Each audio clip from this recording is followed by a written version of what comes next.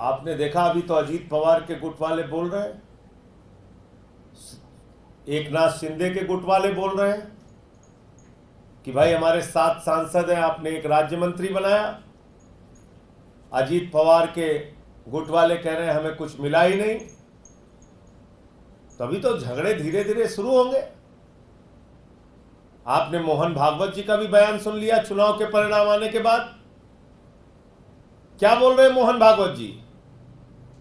कह रहे हैं 1 साल से शांति की राह देख रहा है मणिपुर। यह बात मैंने पार्लियामेंट में बोल दी तो मुझे सस्पेंड करके बाहर कर दिया। मणिपुर हिंसा का ही सवाल मैंने उठाया था जब मुझे सस्पेंड करके बाहर किया इस सरकार ने। प्रस्ताव लेके आए मेरे खिलाफ निलंबन का, और अब वही बात खुद मोहन भागवत जी बोल रहे हैं। यह एक साफ संकेत है कि आरएसएस और बीजेपी में लड़ाई और टकराहट चल रही है।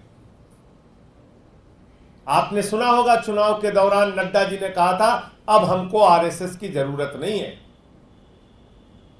साफ तौर पे बीजेपी के राष्ट्रीय अध्यक्ष ने कहा था अटल बिहारी वाजपेयी की बीजेपी अलग थी, उसको आरएसएस की जरूरत थी। मोदी की बीजेपी अलग है, इसको आरएसएस की जरूरत नहीं है।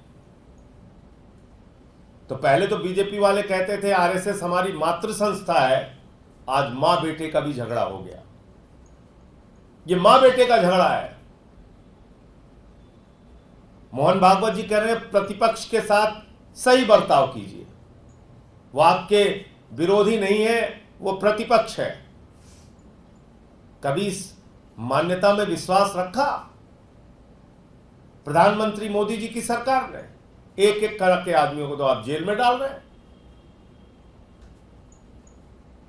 तो मुझे लगता है कि ये जो आरएसएस के प्रमुख का बयान आया है, ये भी आपस में एक इनके बीच के झगड़े को प्रदर्शित करता है। 1 साल से कितने उहापोह और परेशानी में रही होगी आरएसएस मणिपुर की घटनाओं को देखकर। भले ही चुनाव के कारण वो लोग चुप रहे, लेकिन अब बातें निकल के सामने आ रही हैं और बहुत सारी बातें आएंगी सामने।